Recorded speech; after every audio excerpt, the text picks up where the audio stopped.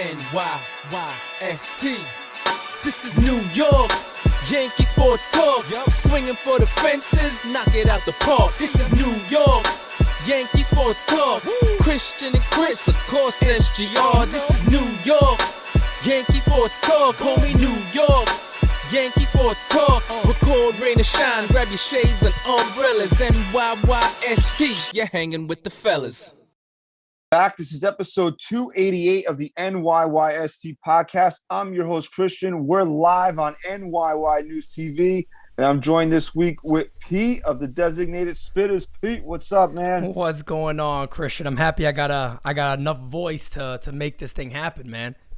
Yeah, Chris tried to join the show. He just did not sound good at all. Still with no voice from Saturday. So I just want to start the show by saying that, man, we had a blast, an absolute blast Saturday. I mean, the Yankees didn't contribute to the fun of the game of the day, but I just from the NYYST perspective, we hopped on that bus. We were all having a good time. Then we got there, finally got to meet you, Francis, Gary, the twins, the whole crew. Met some of the fans, man. It was an absolute it was a thrill and a pleasure meeting everybody.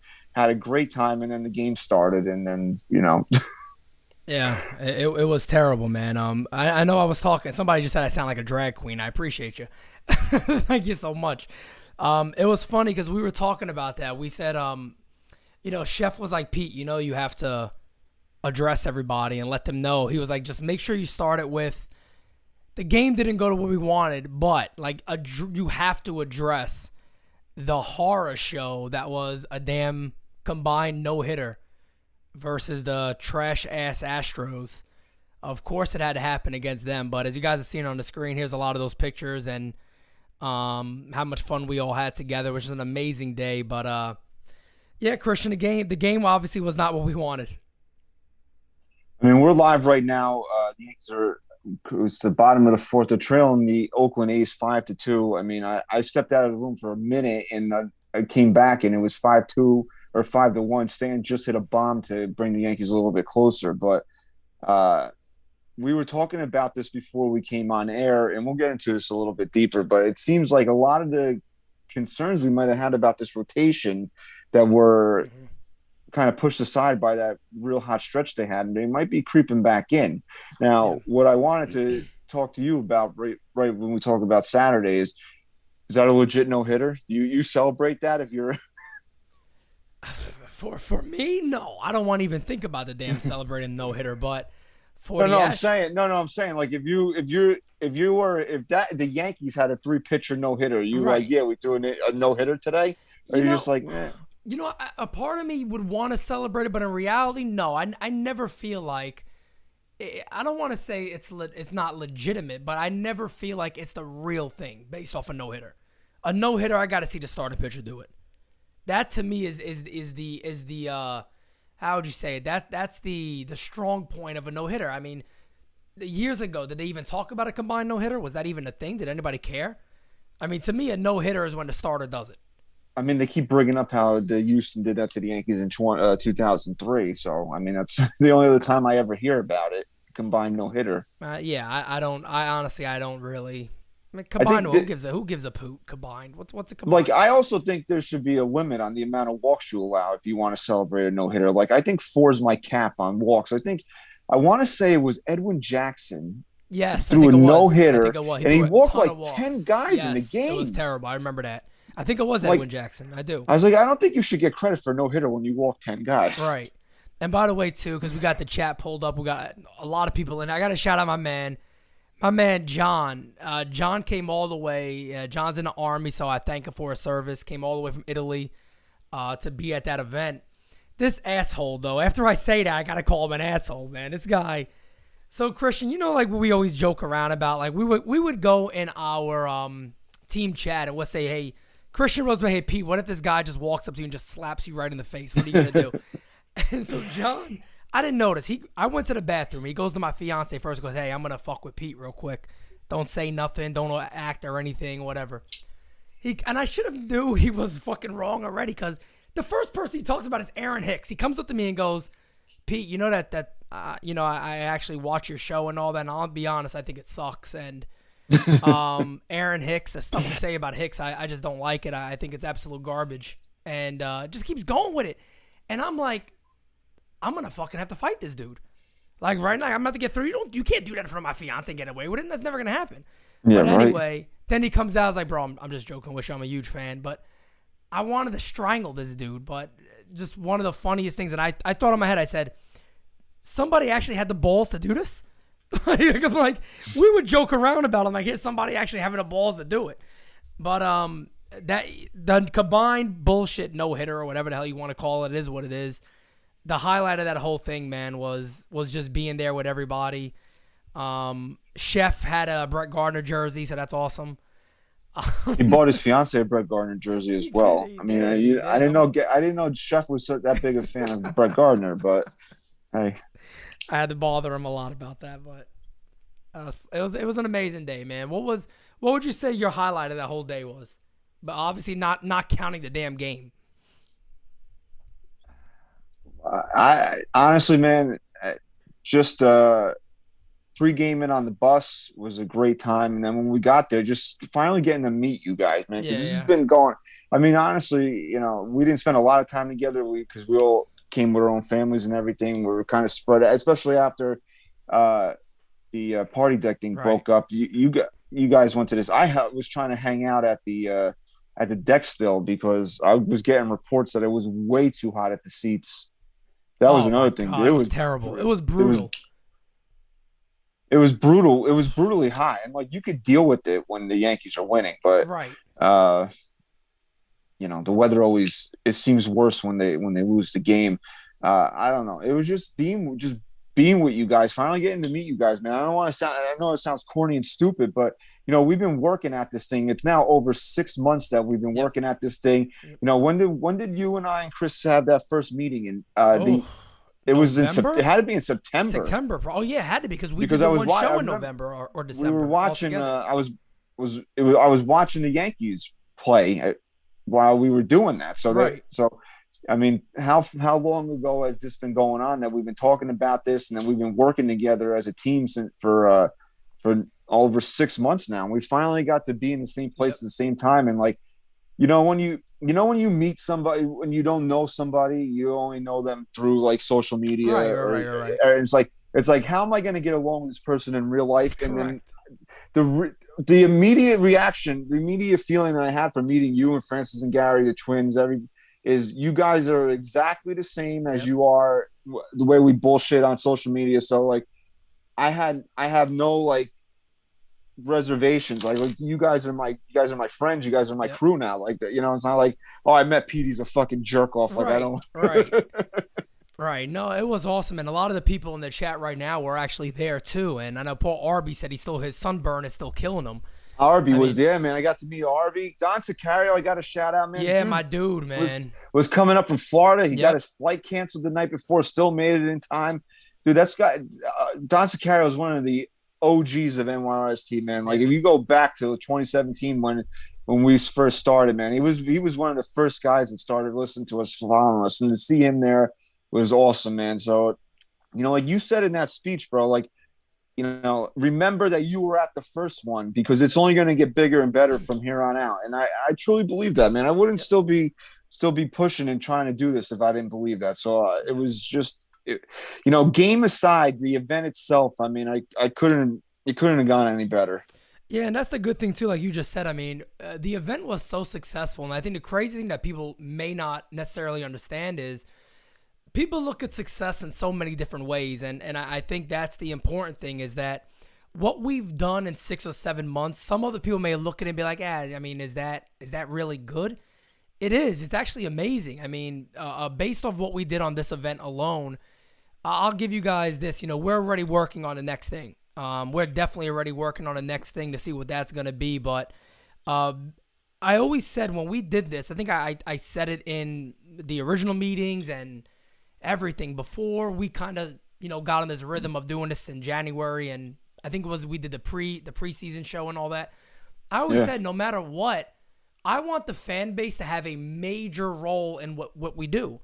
And those in-person things are going to be there. We're going to have it a lot. So anybody who missed it, just understand you're going to have tons and tons of times to come to our live shows, not just being live on YouTube, in-person live shows.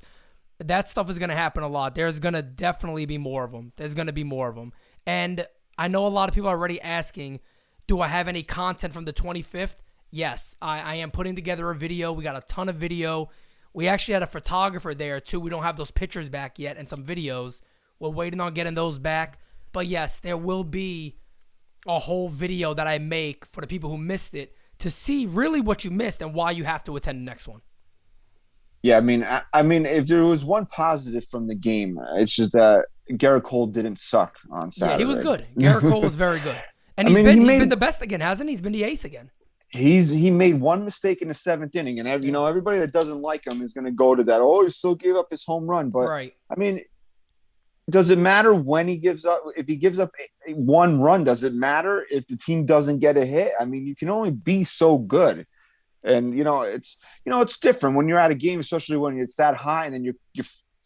I was fucking drunk, man. It's like I'm not going to lie about it. It's like how closely are you paying attention to the game? But I paid more attention to when he was pitching than when the Yankees were actually up, especially when you get to the bottom of this lineup. I mean, this lineup, I said this, I don't know if I tweeted it or I said this to somebody. I almost felt like the Yankees sold their collective souls for that Aaron Hicks home run on Thursday night because they really didn't do much on Friday. They might have had 3 hits, and one of them was a stand home run, no hit. They get no hit into the 7th inning yesterday, and you're saying to yourself, like, did they really make a deal with the devil for Aaron Hicks to get that home run? Bro, we got a super chat real quick by Chris Game, who was at the event. Chris, my man, he says, great meeting you guys. Was awesome to hang out with NYY News family. We're starting something big. You the man, Pete. Can't wait for the next one. Next one is coming soon, man. Stay tuned, guys. John, my guy, says, waiting on the pizza pie Rizzo shirt. It is coming, my man, I promise. But the one thing I want to talk, when you talked about Sunday, I was at Francis' house on Sunday, and a lot of the team was there. So, as you guys know, a lot of you in the chat, you were with us live for the end of the game. But we're watching that game, and no joke, after every time the Yankees get out, we're just looking at each other like there is no friggin' way, is there? there is no way that this is going to end up happening again. And Christian, I'll be honest. I looked over to Francis and Francis, I'm going to need something more than the beer. We're going to have to start really drinking here. No, I thought it was honestly. We broke out the rum. We're starting to just put rum back left and right. Like, this is terrible. It was in that. I forget what inning it was, but DJ he couldn't beat that ball out. It was like a 17 hopper. Yes. He couldn't beat that out. Stan lined one. He really hit the snot out of it. Lined it. Right fielder ran it down. I'm like, it's going to happen. It just is. And as great as this season has been, you don't come back from that. If you get no hit 2 days in a row, I don't see how you come back from that. Right. But Stan broke it. He got that home run. He broke it in the 7th inning there. Yep. And then LeMahieu hit that big home run, and we gave DJ the pass. Look, I don't want to talk shit about LeMahieu. I still was one of my favorite players on the team, but we gave him the pass. I don't know if you did. I gave him the pass for last year. I did. I was told that it was injured, that he's had to have something wrong with him for a while. But there's still something is not right. He's still not the same hitter he was in 2019, 2020. Is it purely juice balls? I don't know, because it seems like he's hitting a lot more. His ground ball rate has to be up too. Right. Like, I don't have the numbers in front of me, and I don't care to look them up, to be honest with you. I watch a lot of what I say is based off of what I watching, what I see watching these games. So to me, it still seems like he's hitting a lot more ground balls. So it can't be just juice balls. It's something's different with him, but he still seems to always find himself in certain situations where you still do kind of trust him to come up with a hit like that in a big spot. He ties the game. And then, Aaron Judge does what Aaron Judge does. I mean, in the 10th, you got to first of all, you got to tip your cap to Michael King. He got out of that inning. No doubt. And you know, I feel like I tweet this 2 or 3 times a week, but IKF is brought here to play defense, Yes, and he thank doesn't you. play defense. Thank you. You know, you want to tell me that we can carry a 260 hitter with a 660 OPS. That's fine, but he's got to be a Gold Glove shortstop, and he's far from it. Well, that's what we were promised, wasn't it?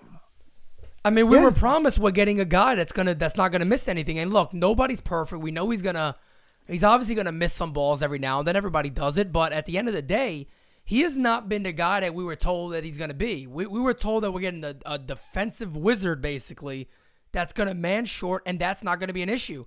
He made about 7 errors on that one play. I was laughing on that ball he bobbled. I wasn't obviously laughing. I was angry.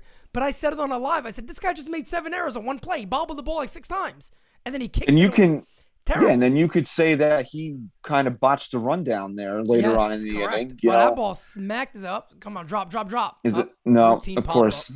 Oh, he's unlucky. We know that. Well, he's very unlucky, the poor guy. What are you going to do? What are you going to do about it? We got a it was from our man L.I. Yankee King, who was also there. we met L.I. Yankee King. Bro, I love this dude, man. I really do. L.I.'s a cool dude, man. He said, after driving with my grandma 7 hours for a shutout, I usually would be mad, but I wasn't because I met the NYYST team, and June 25th was amazing. Awesome, man. We appreciate you coming out there, and it was really a pleasure meeting you, man, because like I said, we've had some funny back and forths. But you have been a very, very loyal supporter, so we thank you and we appreciate you. Yeah, anybody that came out, man. It's just I might sometimes flip at people that listen to the show with some of the comments but if you were there, man, it's just a tip of the cap and a thank you, because this is what we're doing this to grow a brand, but also, you know, for you guys, you know, it's like we're here, we're content providers. So without people to consume the content, I mean, what are we doing here? You know? So thank you to everybody that showed up on Christian. On Saturday. Did I tell you that after Saturday, my head grew about 400 times bigger than it is already? No. Did we tell you what happened at the restaurant in Patsy's? No. I didn't hear about this. So we go to Patsy's, which is in New Rochelle. So we're about like 45 with traffic and all that. It took a little while to get there, but so it's me, Chef. Killer Joe, who's a complete nutcase. Joe's an animal. You had to see the stuff he was yelling at the Astros players. Joe G? Joe G's a nutcase. Was he at the event? I didn't see him. Joe, of course Joe was there, yeah. I didn't say hello to him. He didn't say hello to me. What's up, Joe, man? I was looking forward to meeting you, bro. Oh, Joe was an animal, man. Joe's an animal. He's yelling, he's telling I forgot what I think he told one of the players, I'll fuck your mother. I said, what is the guy, nuts? I'm not kidding. The stuff that came out of this guy's mouth, I said, and the worst thing is, there's a father with his little kid right in front of him. I said, oh my God. Joe doesn't stop. But it's me, Joe, the twins, who are the two coolest 18, 19, whatever they are, kids I've ever met in my life. No joke. I love these two. I could hang out with them from here to eternity. I'll still never know which one is which. Me either. I keep confusing them. And they keep looking at me like I'm nuts. How am I nuts? I don't know who the hell you guys Chris are. was calling Luca. And me too. He walks over and he goes, I'm Alex. I was like, what the fuck are you coming over here for? Yeah, exactly. Why are you doing that for? But no, it's all of us over there. And my fiance, Chef's fiance. So we come into Patsy's. We go to sit down. A waiter out of nowhere comes over. Are you Pete Simonetti? I go, yeah. He goes, man, I love your guys' stuff. You guys are amazing. Saying hi to everybody. I'm like, what the? I said, holy shit. Like, what we're doing, but I guess just what it shows that what we're doing is really catching on. It really is. Like, the network is catching on. The idea of what we're doing. My man Rod Thompson's in the chat. Rod coming in there. What a pleasure meeting Rod, dude. I didn't know Rod was like he could give Shaq a run for his money, dude. I was like, let me tell you something. Rod is cooler than the other side of the pillow. That's the best way I could explain Rod Thompson. That's my dude, because we talk. People don't know. Me and Rod actually have a very good relationship. We talk all the time. I mean, on the phone, almost daily. We're talking, me and Rod. Rod's done a lot to help the channel, and he's still looking to do everything he can to help. But Rod is a cool friggin' dude, man. That's why I said it's so cool meeting you guys. The one person I would say, for some reason, Hirsch, my man Hirsch is in the chat. None of us expected Hirsch to be who Hirsch was. I don't know why. None of us were like, oh, that's Hirsch, really? Even with Anthony a little bit. I've seen Anthony Medina before, but I was like, oh, that's Anthony. It's like when you see somebody in person, even though you already seen him, you're like, oh, that's him. it's just weird, but it was really amazing, man. It was just, there's so much we could talk about it all day, but it was just an unbelievable event. Judge is up right now. DJ just walked, so we'll see if Yankees can get a little closer here. Two-run shot would be nice. Yeah, I mean, so I want to touch on that a little bit. So the Yankees and Judge settled before Friday's game. They met in the middle there. They settled on $19 million, so they didn't actually go to arbitration. Were you a little surprised to hear that Judge said that if they actually went to the hearing, he wasn't going to play Friday night? Actually, yeah. I was a little surprised to hear him say it. If he decided on not doing it, if it happened, I don't blame him.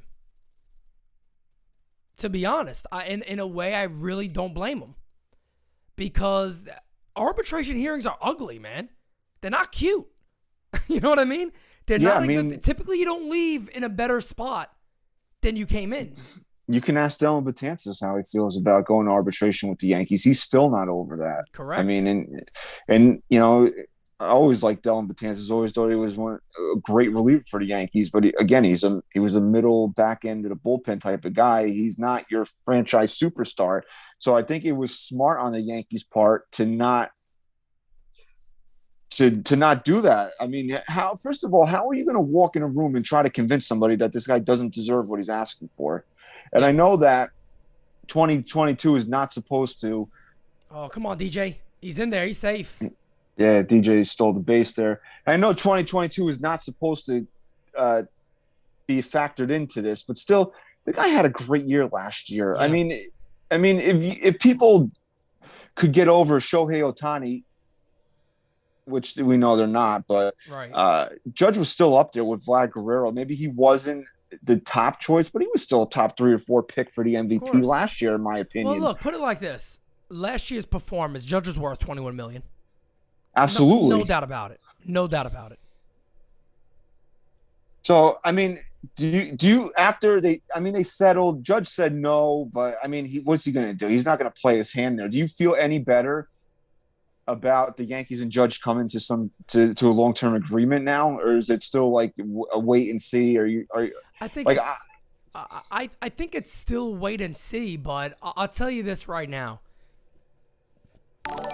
Judge has the greatest however you could talk about negotiations, who has the upper hand. Judge has the upper hand by so much, it's not even funny.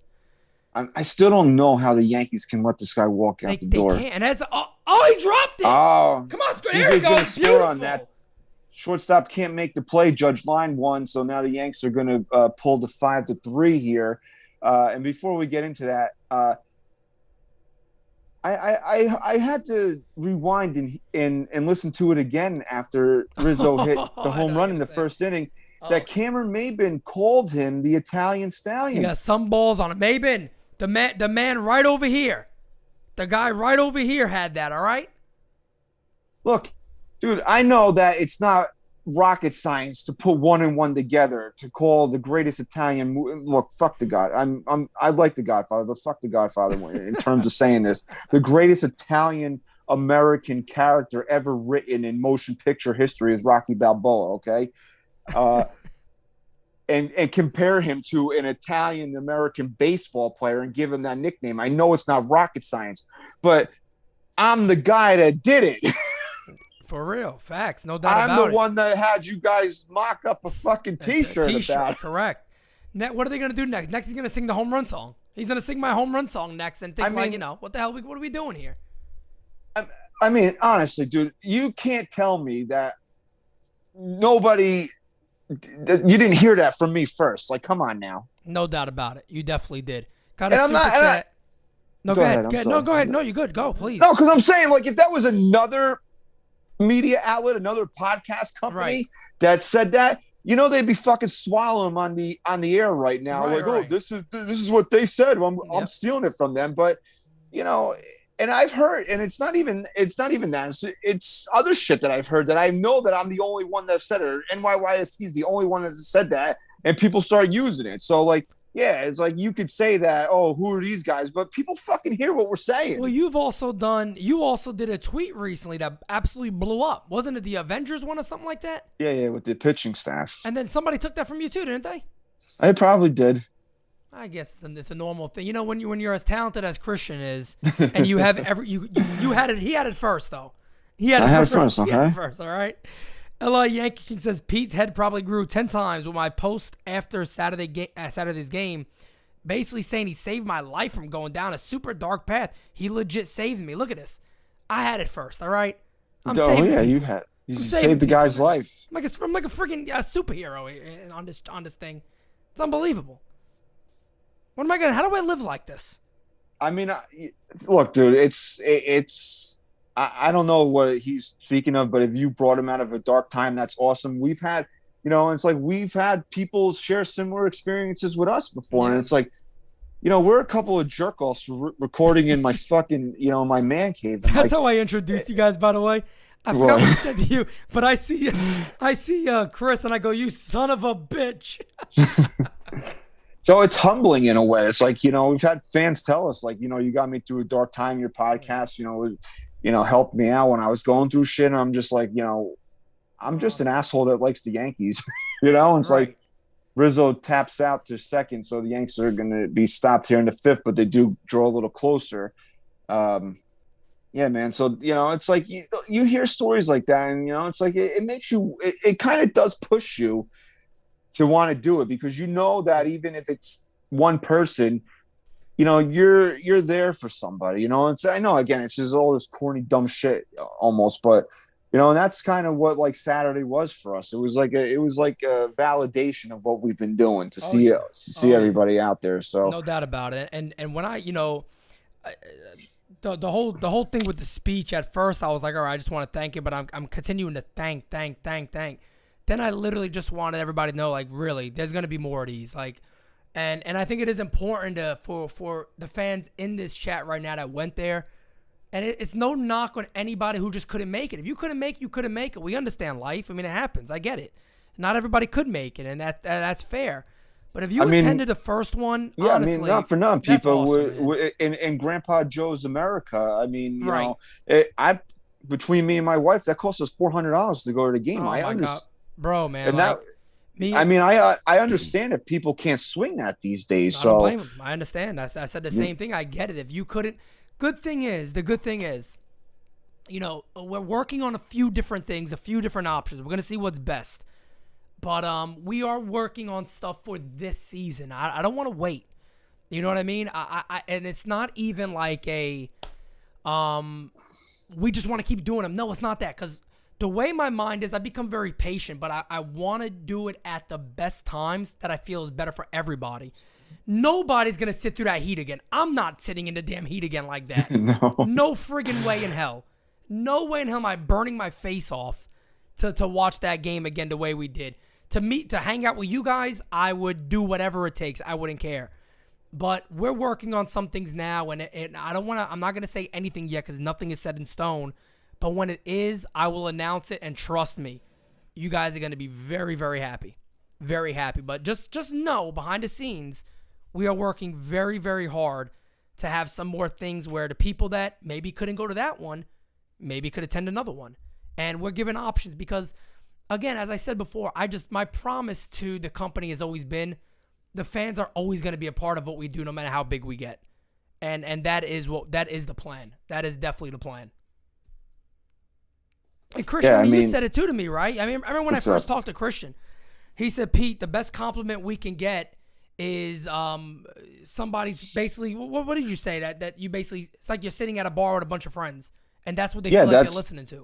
Somebody had said that to us one time and said, when I listen to you guys, it's like I'm just sitting down drinking beers, talking baseball with my friends. And I said, that's the best compliment that we could ever receive on this show, because that's what I want it to be. I don't want to be like, well, his expected batting average was 742 on that ball, so he was really unlucky. Look at his muscles. His WOBA was, I don't even know. I still waited on base. Okay, whatever. I don't care. Like, I literally don't care what WOBA is. You could spit it to, you could weight it on base average or some shit. I don't know, dude. I still like to watch. I still like to watch baseball. That's how I determine who's good and who's not good. Not like, well, if it's like when you're digging for shit in the backyard and you find something, and it's like, oh, well, yeah, here's something. That's what I feel like when people are digging for stats. It's like, well, he hits 179, his OPS is 682, but look at this stat here I found. Whatever I don't know, man. That's my problem with a lot of podcasts too. It's like they want to be so number driven. Like that's not fun to me to sit there. That's math class. I sucked at math. Okay, I would have never graduated if I didn't. I'll be honest with you. I had to cheat in my calc final to graduate college. Okay, I'm not ashamed to admit it either. I'm a college graduate because I cheated in fucking calculus. All right, if I had to do it on my own, I'd probably still be there. All right, so math is not my thing. I know how to count my money, and that's about it. That's all you need. That's all you need to do is know how to do that. But no, man. Like I know a lot of people has a liner right up the middle. There's DJ makes the play. There's 2 away. But a lot of people even saying the same thing. The Heat was just killer, man. The Heat put us out. I remember at one point, I think we were in. I might have lasted at my seats, to be honest, maybe an inning and a half. That's it. Then I was like, no, I can't stay in this sun. Like, I got to get up and go. Unfortunately for me, I went more towards the bar, and everybody was like, hey, Pete, can I buy you a shot? And I'm like, I can't say no. So I think by the time I left, I don't know how much. We drank a ton, but it was just, again, I mean, I'll remember it forever. I know Killer Joe just messaged me before this, and he was like, Pete, that was literally one of the best days I've had in my life in a long time. Like, it was that much fun. It was just awesome, man. Stacy was there. You guys know a lot of you guys got to meet Stacy. We met Julian, who's always on Twitter. Right. Julian was there, nice guy. But and exactly, it's like, that's exactly what Christian's talking about, man. Even when we're at the game, where we're sitting there, we're having a drink, we're talking about baseball, and none of us, that ball's line is gonna be a base at the left field. But none of us are sitting there talking about, like Christian said, advanced analytics or what was the hard hit rate of that ball. It was a line out to left. Joey Gallo flies out to the wall. What was the launch angle on that? Nobody's worrying about that. We're just worrying that, holy shit, we got a friggin' no-hitter right now. And we're trying to escape the sun. Yeah, on a hot day like that, man, I was a little surprised Gallo's ball didn't get out, that it didn't travel. Me too. Just wasn't meant to be, I guess. Yeah, he's not fucking meant to be. You think Gallo makes it past the deadline? He can't, dude. He can't. I don't think he can either. We were actually talking a lot about that, about him and Hicks. Hicks, I don't see going anywhere. And Chef brought up a good point. For this team, if you look at both of those guys, I know Gallo could pop one every now and then, but with the contract and the money, Gallo has to be the guy to go. I would love to get rid of both of them, but Gallo's the more realistic guy to go. Yeah, honestly, I gave Hicks the weekend. I wasn't going to say anything bad about him after the home run on Thursday, but fuck him. The weekend's over now. Look, man, yeah, you would love to. Honestly, if I could choose, I would love to get rid of Hicks just because of the contract. I don't want to deal with him for another 3 years, but realistically, you're going to have an easier time getting rid of Gallo because even if it's a DFA situation, by the time July 30th rolls around, what are you going to own? $2 or $3 million? You mean to tell me the Yankees, for the opportunity to put the best 26 guys on your roster to try to win a World Series, the Yankees can't eat that? Yep. If you can't find a trade partner, I read something yesterday that the Twins might have interest in Gallo. Please, I'll fucking load him up in my car right now. I'll make 7 or 8 trips and bring all his luggage to Minneapolis if I have to. No doubt about it. I mean, he makes the most sense to move. And, a lot of people are talking. I want to ask you, I'll ask you about this too, because we heard this a lot in the chat yesterday. A lot of people brought up the idea of if you could potentially upgrade at shortstop. Yes. You would 100%. Oh, now, do you think the Yankees would do it? So there's 2 sides to this. I think all of us said, yeah, if we could really upgrade there, we do it. Now the question is, would Brian Cashman do that? Brian Cashman will admit mistakes at the last possible moment. Like yeah, I didn't mean to. I didn't mean to say that. So, Gary Sanchez. Gary, you're a mistake. Damn it. Hey, look, man. Hey, you know what? My mother calls me a happy accident.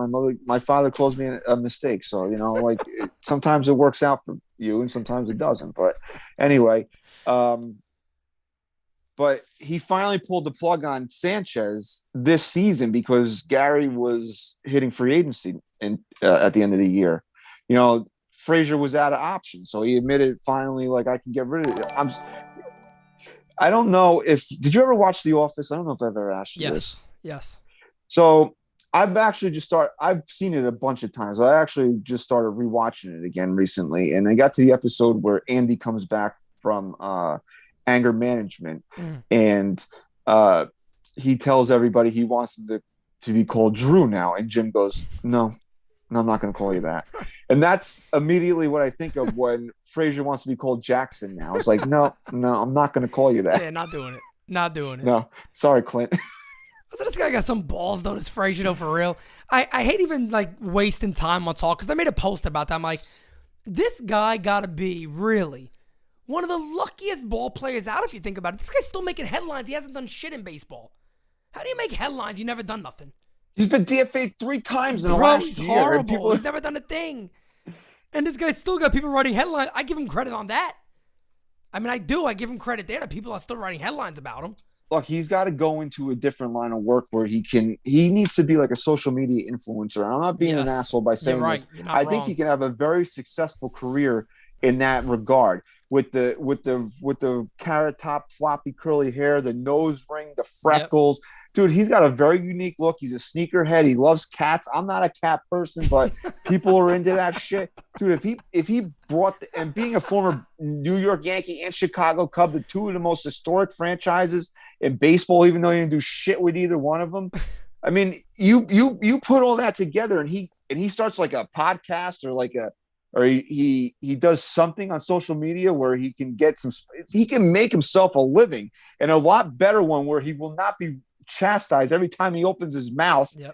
But being a Major League Baseball player, so I think that's the avenue he should take. Does he really want to play in fucking Iowa for the rest of his life?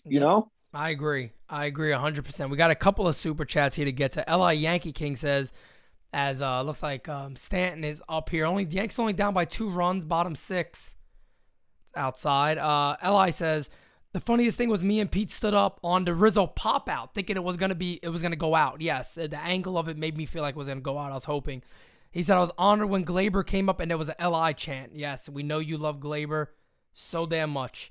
Rod Thompson says, Christian, it was a pleasure meeting you as well. 2 things. 1, the gathering is something I will never forget. 2, the Houston series is a stark reminder that the Yankees must beat Altuve and Verlander. I agree. Yeah, G draws a walk to start the inning here, and this brings up Josh Donaldson, which I tweeted this yesterday. I want to get your take on it. You can say that the trade with the Twins was worth it just to get rid of Gary Sanchez, but if you break down the particulars of the trade, Josh Donaldson fucking sucks. I don't care what anybody says. He's terrible. Yeah, he hasn't been what we needed. He's got 2 walk-offs, a sack flying, and he's got that single on opening day. But outside of that, what has this guy really done this year? He doesn't even play third base most of the time. No. And that could be by design because the Yankees want to get Glaber and DJ in the lineup altogether. Right. But he was supposed to be a defensive upgrade over Gio Urshela. He's not even playing over there. And if you look at Gio Urshela's numbers, they're not great, but he's outperforming Josh Donaldson. Yep. So when you take that aspect, you take the aspect of then IKF has not been nearly the defensive player we expected him to be, and you take into account that Ben Wartvedt is on the side of a fucking milk carton. Yeah. You said it. I do. I think, didn't you say you don't believe he'll play at all this year? I said I would seriously doubt. No, I said I seriously doubt he will play a meaningful game for the Yankees. Yes, you did say at that. least this season. You're spot on. I don't think this guy's playing at all. I really don't. And I want to ask you 2 things. One is about potentially replacing at shortstop, and that coming internally. I want to get your thoughts on that. But the first thing I want to get your thoughts on, me and Ra talked about this a lot. Me and the guys that were around me while the game, they had a bar, we were talking about this a lot too.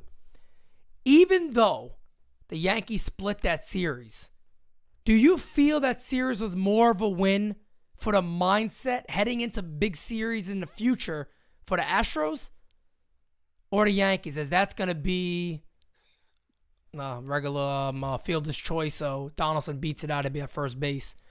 But again, another bullshit out. Another week at bat. So what do you think about that? Do you think it was, because let's be honest here, there was a very strong possibility, few things don't happen, that the Astros come here and sweep us.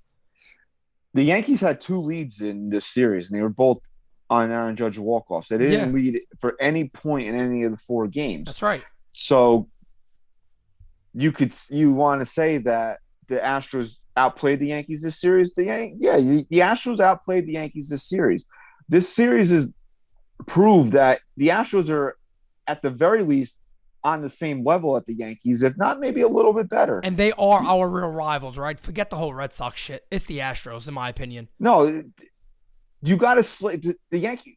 The Yankees have to slay the dragon to win the World Series. Correct. And that the only team that fits the description of is the Houston Astros. Yep, I agree. Can they get lucky and Houston gets knocked off and the Yankees have an easy? Yeah, sure. But for the Yankees are gonna have to get past Houston to win the World Series, in my opinion. I don't think Houston's gonna be an easy out. I don't think they're gonna lose an ALDS, because if you look at the other teams in the American League, who can stack up with the Yankees? Who can stack up with Houston? Really, nobody. Nobody really. Now, early in the year, I know I talked a lot about the Red Sox, and don't get me wrong, the Red Sox are playing really good baseball. They're actually in second place right now. They're in second place. I mean, if you guys remember where this team started to where they are right now, I mean, you gotta sit back and go, look out for them. Remember, and we're gonna have a lot of shows coming up. We're gonna have a team show. We're gonna do a lot of that stuff when it comes to the trade deadline.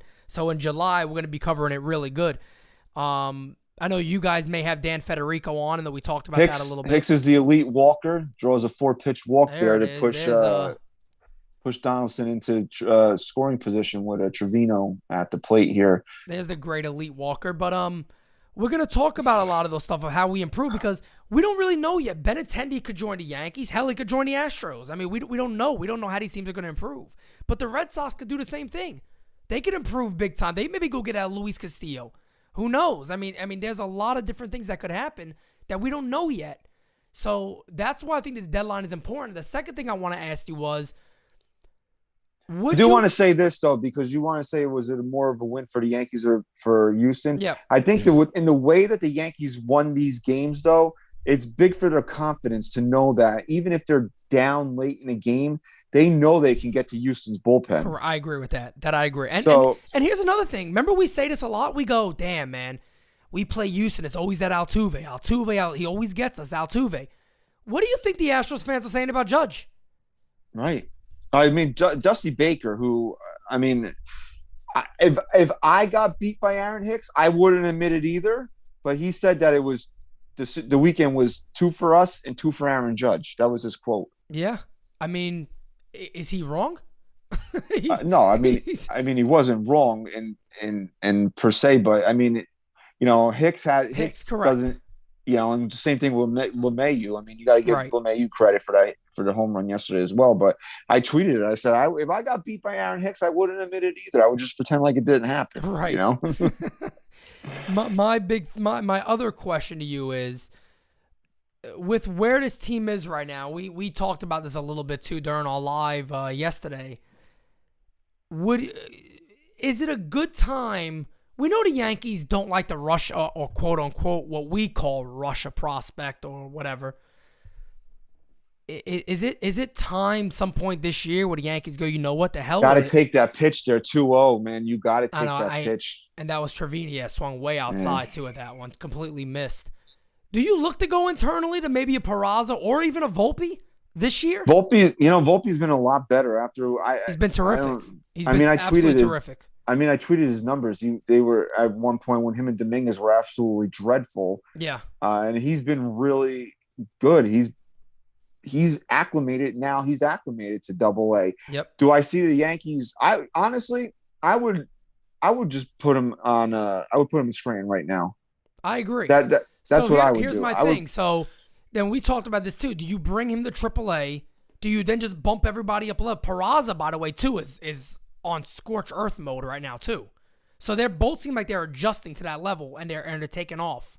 Would you just say, let me bump them all up and try Peraza at this level at short? I mean, let's put it like this. Everybody knows his glove is amazing. Right. Weren't we told that Peraza's glove could already translate to the major leagues? Yes. And I was on record as saying this. If my options were Simmons, popped up, and that's a pop up there, it's not going to do anything there. They got to get this run in here. Yeah, I mean, you throw 6 straight balls, man. You got to be taken there. I love Trevino, but that was a terrible fucking at bat. Terrible at bat. But what was I saying there? I am on record as saying if my options were IKF or Simmons or whatever one of these nobody shortstops, we're gonna just give the job to Peraza. If his glove plays at the major league level already, just give it to him and then and let him grow into being a major league hitter. Because to me, I'm all about, a lot of people are like, oh, you can't do that to him. Because I remember when Clark Schmidt made his major league debut, Boone brought him into a game with the bases loaded. Horrible. And everybody was crying like, oh, you can't do that to him. It's not fair to him. Right. You think Clark? First of all, you think Clark Schmidt? You think Clark Schmidt cares? The guy's making his major league debut for the Yankees. For the player, he doesn't give a shit. He loves that situation. Yeah, and come on, don't. No, are you kidding me? And the Yankees are going to strand 2 here. Gonzalez pops out to end the inning here. One pitch changes the entire inning, bro. That's my big problem with umpires is they don't understand. I'm not blaming the umpire. Trevino swung at the friggin' pitch. Correct. But this is what my problem with umpires is. They don't understand how one pitch changes the entire complexion of an inning. Yeah. 2-0, you gift a pitcher that's struggling a strike that brings him right back into the inning. Yep. Exactly. And Trevino gifted the pitcher a strike right there. Yep. He goes 3-0. He probably walks there, and we could be talking about at least getting a run there. And that's all they need. I mean, look, the Yankees are only down by 2, and Hirsch brings up a very good point, too, about Volpe. That Volpe's on pace for 20 home runs, 54 stolen bases, and 34 doubles. Is he really? Wow. That's what he's on pace for right now. 54 stolen bases. 54 stolen bases. And the same thing with Peraza. Peraza's the same way when it comes to the speed of stealing. He can steal that very well. Steal bags, go gap to gap. My thing is, and Matt, I want to shout Matt at here. Matt is correct. And this is, I think, where a lot of Yankee fans' frustration has been. If you're not going to trade these guys, call them up. Call one of them up. What other team really waits? You always see the Rays do this all the time. Call guys from Double-A. They take They've off. already extended Wander Franco. Exactly. So my thing with that is people say, "Oh, it's start time." What are we, a poverty franchise here? So it starts his clock. When do we give a shit about that? Starts his clock. Start all their clocks. If it brings a World Series, I don't give a shit what clock you're starting. Get them up here. If you could tell me right now, look, Pete. You call Volpe up, starts his clock, but guess what? He's going to be, listen to this, even if he is slightly better than IKF, you bring him up because your goal is to win a World Series. You improve everywhere you can. Bring him up. If Peraza, as Philo just says, Peraza's hitting 288 this month, so he's starting to really turn it around himself, more power and all that. If these guys are showing that they've made the adjustment already, you want to go for a World Series. Hell, this deadline, unless I'm missing something, Christian, maybe you could tell me, there's not some elite talent that we know is available besides Benintendi really on the offense side. Yeah, who's really out there where you're like, oh, this guy's elite. This is a hell of a ball player. We don't know about Reynolds being traded. We don't think that's going to happen. No, I like Benintendi just for the simple fact that I think he's a lefty hitter. He plays the outfield, and he's going to be more of a contact guy. Right. He's a guy that I was looking at the Yankees acquiring last off last trade deadline. So I would love Andrew Benintendi to come in here. There's going to be teams that are definitely going to be looking for him. But I mean, if you're the Yankees, you even for a rental, man. If you think that guy, I'm not going to say Andrew Benintendi puts you over the top, but if you think this is a guy that can eliminate a hole in your lineup, you shouldn't let things stop you. I'm not saying trade your top prospects for him, but this is a deep enough farm system. You gave up four top 30 guys last year for Joey Gallo? You mean to tell me you can't do that for Andrew Benintendi in a year where you can make and I've said this before, you can make the argument the Yankees didn't deserve, the 2021 Yankees didn't deserve Anthony Rizzo and Joey Gallo. They didn't deserve the reinforcements. Right, correct. This team deserves every opportunity, 100%. every stone unturned to have the best opportunity to try and win a World Series. That play is made. That's going to be the first out of You know what the funny part is about Jordan Montgomery still pitching in this game? If he was pitching a gem, Boone would have taken him out of the game already. Right, correct. No doubt about it. It's like when he struggles and gives up a bunch of runs, Boone lets him go deeper into just the let game. him go. But when he's actually pitching a great game and you can see him that he's got all his stuff working, Boone's like, all right, 5 2/3, you're done. He's like, okay, 66 pitches, no problem. Let's get to the next guy. You gave up 5 runs to one of the worst teams in the league. We'll let you throw 100 today. Yep. No, but I agree with what you said. I think the best thing that Brian Cashman and Steinbrenner could do for this team is going out there and adding a couple of pieces. No doubt about it. Because at that point now, you really kind of reinforce what you guys said. They're making you guys look good. If you really think about it, the way this team is playing, the players now are making Steinbrenner and Cashman look really good. Because let's be honest, a lot of the moves that Cashman made, and I know he makes all of them, but I'm just talking about this offseason. I give him all the credit in the world for Holmes and trading for Rizzo. Yes, he re-signed Rizzo, but Donaldson has been nothing special. Holding on to Aaron Hicks and keeping him out has been nothing special. I kind of got nervous that he caught a little more of that ball, but a fly out the center. But these players are making you look good based on what you guys said of this being a World Series caliber team. Nobody believed it. And even if you want to sit there and like, oh, yeah, I did. I thought they were bullshit. Nobody thought they'd have the record they have right now. Boone's coming to get the hook now. Boone said he just heard you. He said, let me try to save some face here for a second. But nobody really knew that. And then for them to come out and not do anything big this deadline, it'll be a slap in the face to all of us. They have to reinforce that they do believe this is a World Series team, and we got to add a little more to it to just go all out for it. Right. I don't think they need to go big at the deadline, but I think they need to make 2 or 3 moves to fortify this team. They don't need to bring a superstar in here. They don't need that right now. They need somebody to play the outfield where you don't have to play Joey Gallo and Aaron Hicks every day. Correct. That's what you need. They're going to need help in that bullpen. I'm sorry. Like, I know that this bullpen has still been really good, and there's people that are actually looking forward to Chapman coming back, but they're gonna need arms in that bullpen. They need starting pitching, and this is what I brought this up in the beginning of the show, and I want to talk about it now. I also, in that same article that I was reading, that the Gallo Twins had interest in Gallo. There was apparently the Reds have been scouting some Double-A pitchers for the Yankees, and Cashman is called in on Luis Castillo just to kind of get a framework of something. Is Castillo having the greatest season? No, but also he started the season a little bit slow. He had a shoulder injury. Maybe he's rounding into shape a little bit here.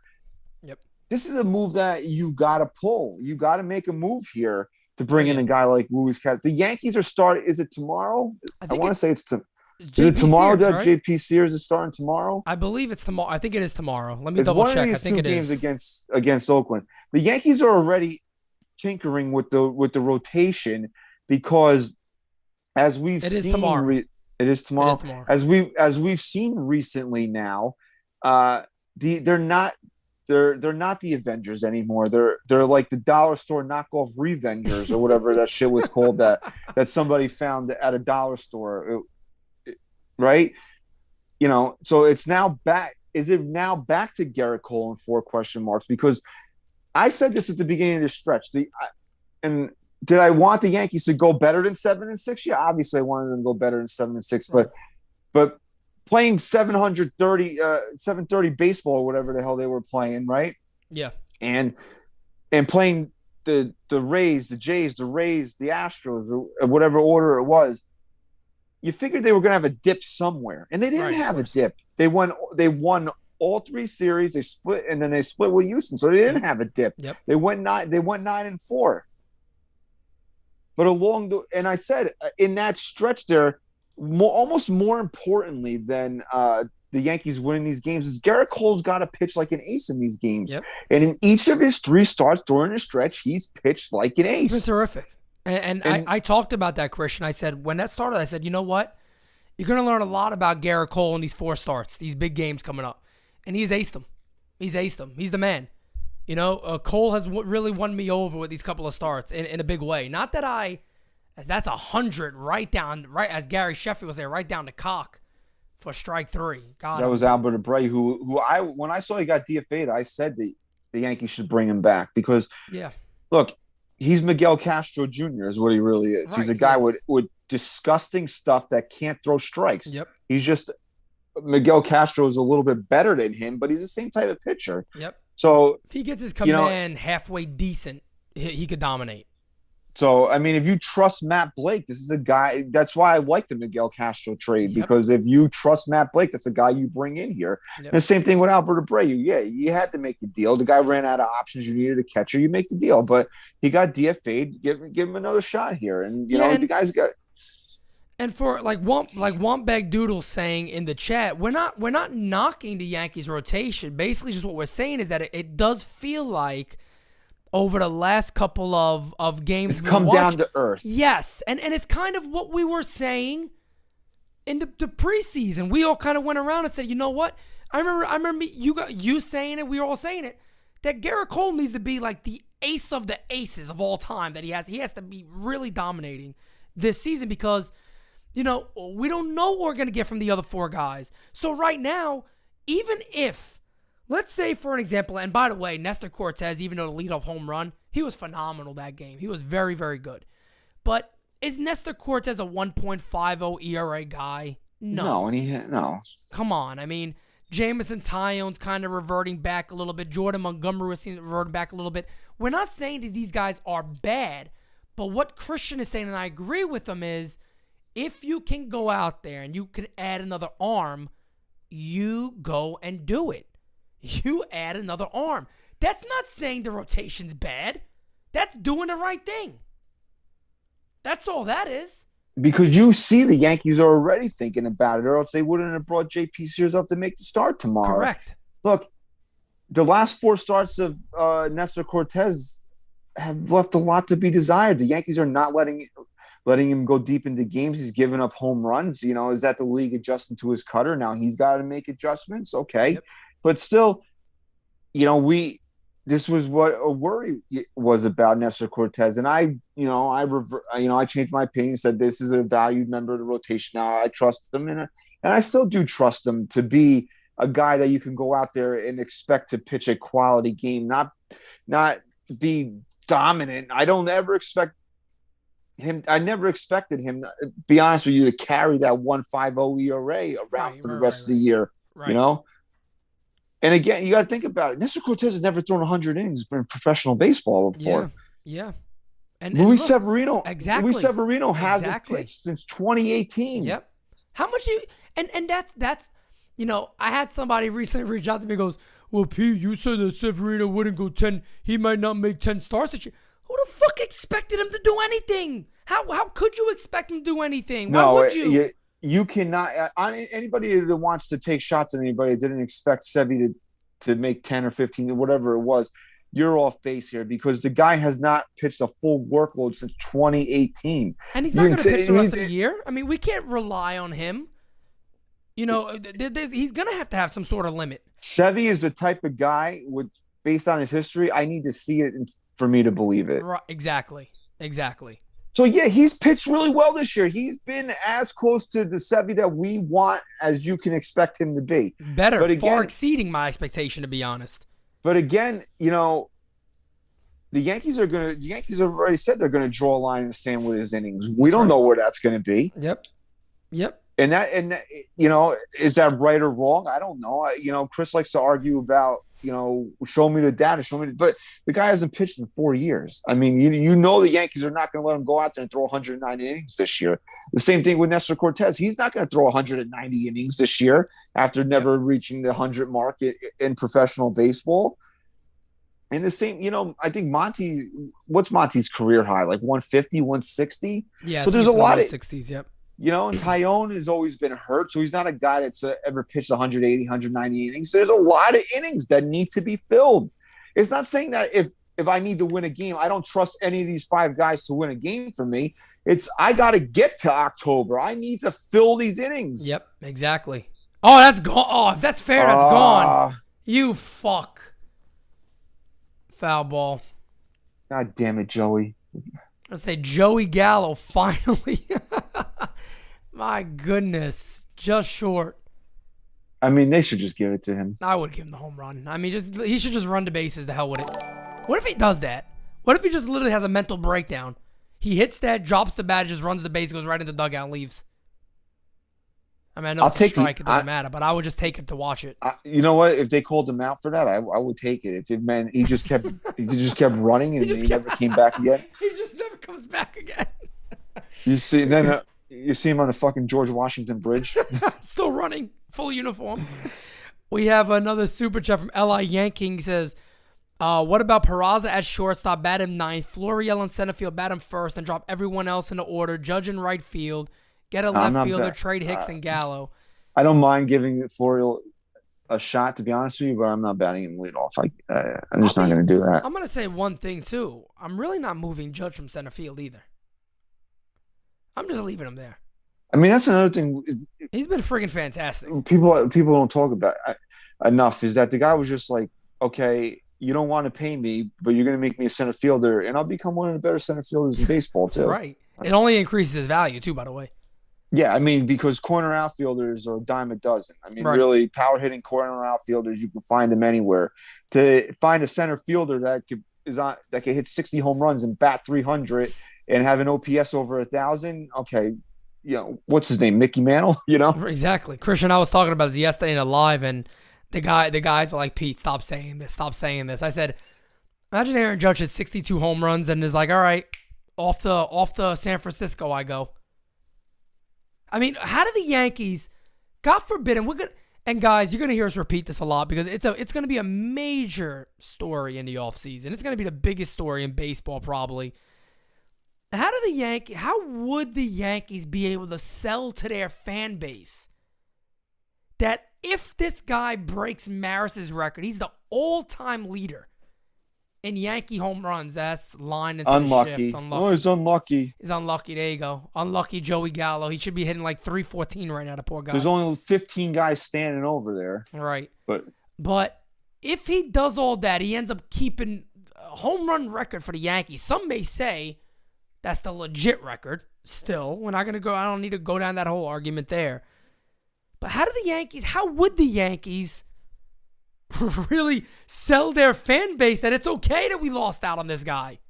And that's another thing that the Yankees going for it this year. If Hal wrote a number on a napkin in his office and said, you can go up to this number, but not a penny over. If he actually did that, that's another reason why you should not spare any expense to try to win a World Series this year, because imagine him walking out and not winning a World Series. Right. Look, I don't want him to leave whether they win or not, but the pain will be lessened if you're hanging a banner up in the outfield. You know what I'm saying? No question about it. No question about it. Either way, it sucks. He delivers a World Series and walks out. He delivers a World Series and walks out. It hurts because this was your guy. You've seen him come up. The Yankees should never, but you won the World Series, so it eases the pain a little bit. they don't win and he walks. I mean, how do you sell that to your fans now? What I mean, we know what they've said before. What are they going to say? Jason Dominguez? The guy may have one of the best years for a Yankee in top years of all time for modern day Yankee baseball. And you're going to say, "Oh, we have Jason Dominguez coming up, don't worry." Who's a fucking Tampa Tarpon, okay? Right. It's not even like he's playing for the Wilkes, the Scranton right now, Right. where you could say he's right there. He's right. We'll have him next year. This guy's 3 or 4 years away from being a Yankee. He's still 18, 19 years old. We have no idea what the hell this kid's going to do. And Michael Capoot says, don't be shocked if Cashman does nothing at the deadline. Then they don't deserve to win. And honestly, look, that's my opinion. If Cashman can go out there and have the nerve and the balls to not make a move, and Steinbrenner's not going to move his fucking ass on the dollar amount to not improve this club, then you know what? They don't deserve to do it. LeMay walks here with Judge will come up as a tie and run here. Then they don't deserve the win, Christian. That's my opinion. But if they don't reinforce this club, then you don't deserve the win. And Hal didn't want to come. There's a couple of different ways. Well, no, I just want to say this because people are probably sitting there saying, well, Pete, they can't trade for no. But there's a couple of different ways of reinforcing. You could use those guys in a mind. Florial's having the best year of his career. How many of us right now would honestly say, give the kid a shot to keep Joey Gallo? Trade Joey Gallo. You don't got to replace him with Florial. I'm okay with it. I wouldn't be mad with that. But my point is you got to make some changes, whether it's internal or external. You have to do it. And if they choose to do none of it, they don't deserve the win. Look, last year Hal didn't want to budge off of the salary, right? He didn't want to add any salary, right. So Cashman had to give up extra prospects to get Gallo, to get Rizzo. If that's the case again this year, okay, do it. There's honestly. Look, people think I'm an asshole when I say this. There's nobody in the Yankees farm system that would keep me from a guy that would help me winning the world. If the Yankees can trade Volpe, trade Dominguez, trade Peraza, and they win this year, I'm happy. I don't care what these guys turn out to be because I need to win the World Series this year. I can't worry about 2 years down the road, 3 years down the road, because the Yankees haven't won since 2009. Correct. They haven't even really come close since 2017. Yep. Yeah, they were in the ALCS in 2019, but they were down 3-1 in that series, so they weren't knocking on the door like they were in 2017. It's been a long time, and you're seeing the window of what this run was supposed to be is closing. Exactly. Greg Bird is already shit the bed, a non-factor, right? Yep. Take the list of these guys. Gary Sanchez is a Minnesota Twin now. Yep. Who's left? Tyler Austin. If he's even playing professional baseball, it's in Asia. It's not in America right now. Correct. Right? Correct. Masahiro Tanaka's gone, who I know wasn't a baby bomber, but he was brought over here in 2014 to kind of bridge that gap and be, got jammed there. Why didn't he get? Oh, it's a foul ball. Even better. Okay. I was about to say, I was worried. Is Judge down? What the hell happened? All right. Because if he's hurt, bro, I'm just going to shut off the computer now. For real. Let's see what happened here again. Oh yeah, I guess just a. Did he hit the catcher? Oh, it was catcher interference. Yes. Yep. Catcher's interference. He got first and second. The Jacoby Ellsbury special. The Jacoby special right there. Imagine getting hit with it. The only person that I wouldn't want to get hit with more, or less, I should say, is Giancarlo Stanton. I was about to say, yeah. There's only two guys, really. All right, so first and second, they're going to go to the bullpen here. Yankees got a chance here in the seventh. With Rizzo coming up here. And, so, who else? They really haven't brought up, Sevy's come back this year, but we had a 4-year gap without him, right. And he's only got a year left on his deal. Judge could be gone at the end of the year. So all these guys you thought were going to be part of the next dynasty, the next renaissance of Yankee baseball, they're all pretty much gone. This is like the last opportunity to win here. Mm-hmm. I'm not saying they can't win next year, but this is kind of it here. It is. No doubt about it. I mean, this is the time where this team really has to just put the pedal to the metal, so to say. You know, and they got to make every move they can. Nothing's guaranteed. We understand that. Nothing is guaranteed. You can't get enough guys to say, we've done enough, we're going to win the World Series now. Great. But you do have to push every option you can to be better. And look, I believe the Yankees need to be a little ballsy with their prospects. I really do. I think instead of sitting back and promising us, guys, you didn't need Correa. You know why? Because Anthony Volpe's really good. You don't need, because we think Peraza is really good. We don't know if Flo's ready, but this year he's showing it, and we've held on to him for a reason. Look. I would always saying, give him a shot. I'm just look, and I was kind of agreeing with what you guys were saying before. Give him a shot. I'm just tired of hearing the guy's name. The Yankees clearly have no intentions of playing this guy, so I agree. Trade him.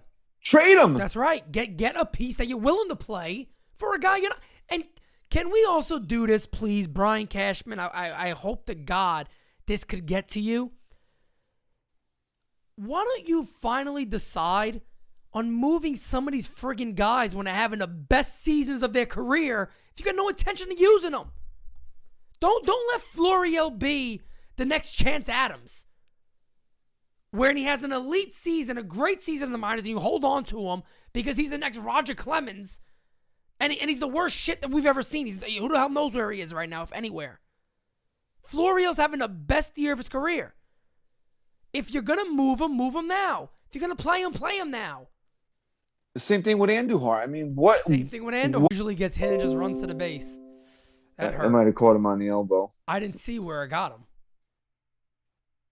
And he's got a little dead arm here. Maybe it was in a tricep. He's smiling about it. He's tough. He's the Italian stallion, bro. You know, what are you gonna do? What are you gonna do? You know, come on. Rub a little extra virgin olive oil on his elbow and it'll be fine. Let's see this again. Oh, yeah, that's the bottom of the elbow. That's gonna leave a mark.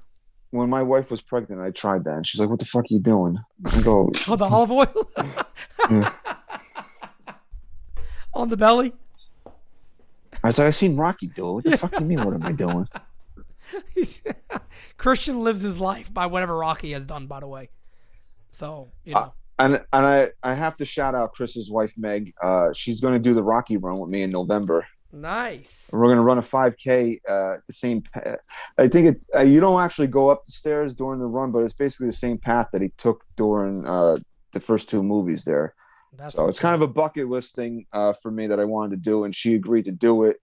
So I got to shout her out. I'm not allowed to talk shit about her for 2 weeks. So for 2 weeks.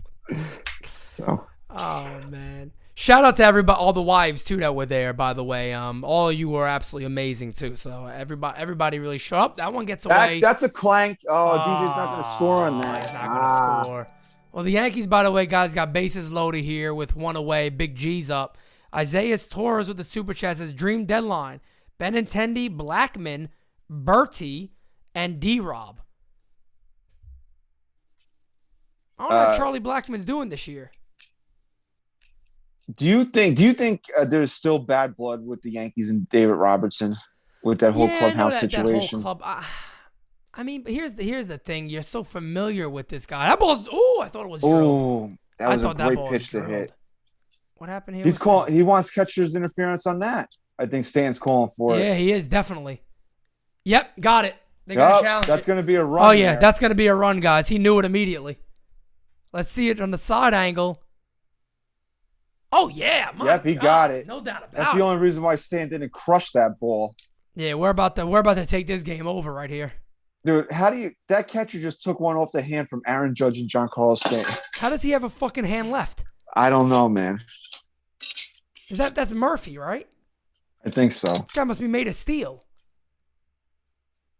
He tried to play that off so bad. Booney knew it too pretty quickly, so. Well, it's about to be, 5-4, bases loaded, one out. Yeah. So we're going to take this shit over, hopefully. Yeah, because Is that my man, Las Diaz? That's CB Buckner. CB Because when the Cubs were in town, I said the Yankees have a perfect opportunity right here to make a trade, and it fills two holes. You get Contreras and you get David Robertson. People were bringing up that there's still bad blood with the clubhouse attendant and everything. Yeah, but the thing you got to remember too about D-Rob is you have no concern about him handling New York, pitching in big games. That's exactly who you want. I don't bring give a guy shit back about for a bad third blood time. there. Yeah, I don't care about none of that. Bring He's him 37, back. coming off Tommy John or whatever it was. That's fine. Look. There's one thing you know about David Robertson, and there's not going to be any moment that Aaron Boone can put him on that mound where it's going to be too big for him. Exactly, and that's what you need. Look, World Series teams need that. And let's be honest here. Let's see. Catcher's interference, that'll be a run, and beautiful. So it's going to. Donaldson's got to fucking tie the game at the very least here. He cannot have an empty at bat. No doubt about it. There's no way Donaldson can do anything else but tie this game here. No doubt about it.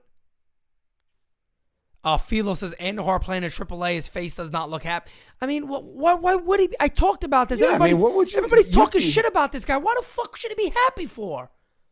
You don't think he's playing in the same clubhouse and watching Aaron Hicks not hit, Gallo not hit? He does halfway decent. He's saying shit. What else do I got to do? The guys gave me an outfielder's glove. I went out there and played. And I've been good.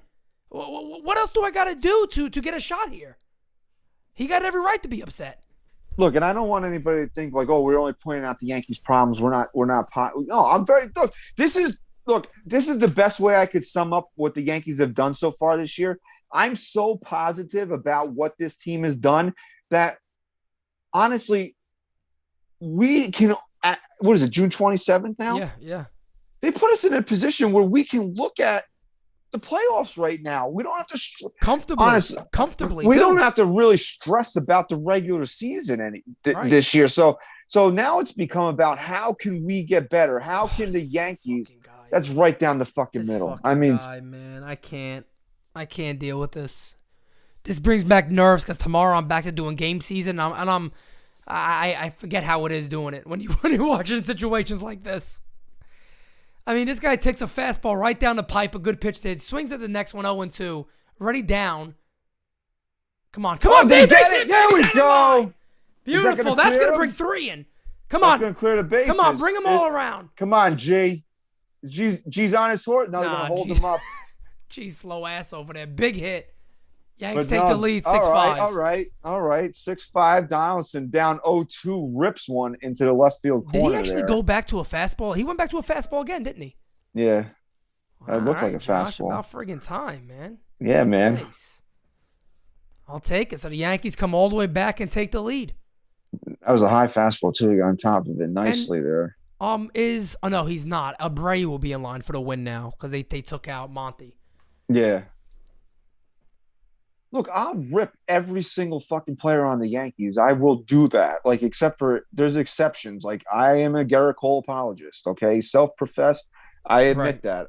So, like, I try not to rip Garrett Cole. Aaron Judge is my favorite baseball player currently. I love John Carlos Stanton. So there's guys that I really don't attack, but I'll go at anybody on this fucking team. I don't care.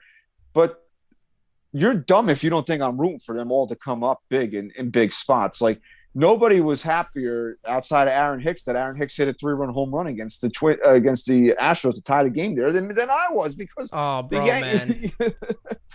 I'm not rooting for Aaron Hicks to strike out in a spot like that. I think it was Daryl in our chat. I think it was Daryl. If it's not, chat, let me know. I'll be happy to shout you out, obviously. But I honestly, that day, I said, somebody predicted to go, Pete, he's going to hit a 3-run home run to tie the game. I said, look, if he does that, I'll drop dead right here. I think it's the next pitch. I go, holy shit, he did it. And, I mean, yeah, look, that's the thing about being, quote-unquote, negative. This network, let me tell you, to do what we do, we're the biggest Yankee fans you're going to find. To do what we do, you have to be an elite fan. To do what we do, you have to be. To come on here all the time, whether it's daily, weekly, it doesn't matter. To do this and make this, take time out of your life to do this, you got to be a major fan. We can knock a player on his team, but trust me when I tell you, we're never rooting against them. We are never really rooting against them to do bad. We just want the team to be the best team it could possibly be. And that's all there is to it. Whether it's moving on for somebody, like Christian's right what he said. We got a huge lead right now in this division. We know we're a damn good team. But we have a chance to look at the things that we can improve on, and we're going to do that. We're going to talk about that. It's not being negative. It's not being negative at all. It's actually doing the right thing. Yeah, I mean, the win or lose today against the Oakland A's, does it change your opinion of this team one way or another? No, to me it doesn't. No, not at all. I mean, there's still a couple of things that I look for on the schedule, and it's kind of going to be a little bit wonky because they were supposed to play Houston the second series of the year, so they're actually playing a standalone game on Thursday, which was supposed to be an off day, and then they play them in a doubleheader coming out of the All-Star break. So is it really a true test now? You saw them here, so we gauged ourselves against them. Is it really going to be a true test the way it's going to break out? Probably not, but you're still going to look to see how you measure up against Houston. And I want to see how the Yankees play against the Mets this year. Oh, yeah. Because, you could, give the Mets a lot of shit, but they're the best team in the National League, and they're doing it without Max Scherzer and Jacob deGrom. That's so right. I want to see how the Yankees match up against. We want to play the best against the Mets. I mean, we want to play the best. In the American League, I don't care, what people say about Houston. When it comes off performance, right now the Yankees are the best. They're the best, and the three best teams.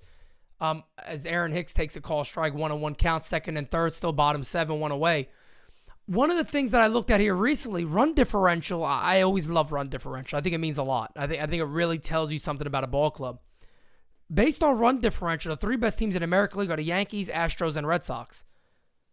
Now, I mean, I'm not, like Christian said this too, we're not too concerned about the Red Sox right now, but they're always going to be a little bit of a thorn in our side when we play them. We always have that concern. Can Garrett Cole go in there, shut them down in Fenway?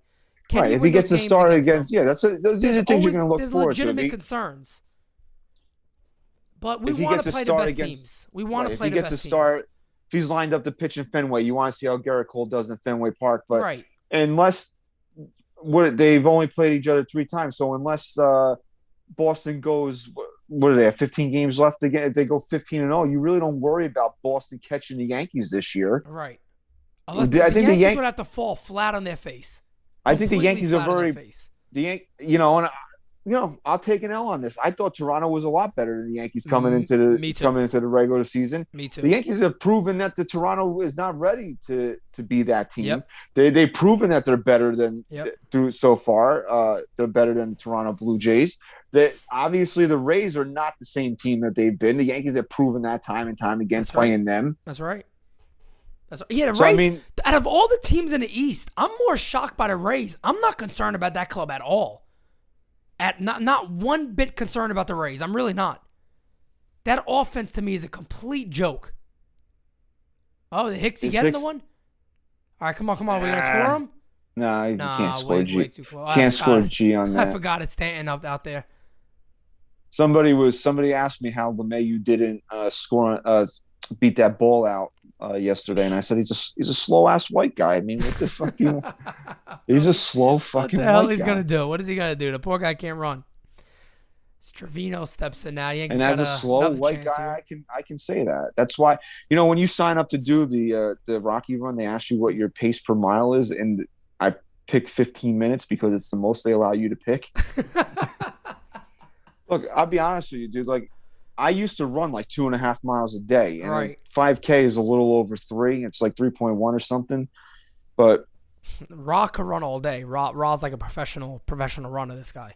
Like, there's no way. Like, from now till November, I'm getting myself in shape where I can run a fucking 10, 11 minute mile again. It's just not going to happen. Yeah, I've never been a runner. I don't like running. I mean, put me on a bike. I'll jump on a bike all day, but no, I'm not running. The perfect. When I was banging hard in the gym back in the day, I sound like an asshole when I say these things, but when I was working out like 5-6 days a week, and like I was really like in peak, like running was like the perfect wind down to. Come on, baby! That's there. Beautiful. All right, that's gonna get 2 runs in. Yanks are going to go up 8-5 now in Trevino's double. Beautiful, man. God, this guy got to be an all-star. This guy got to be an all-star, man. Gran Trevino, there he is. Yeah, I used to just like love running to wind down at the end of a workout.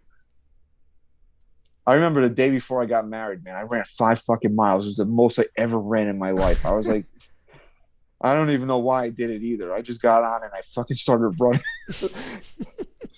But yeah, so man. Like I'm looking forward to that, and I'm hopefully like I'm strutting into Philadelphia in November with some Yankee World Series swag on too. You know, like that'll be nice. That would be nice. Really, it really would be.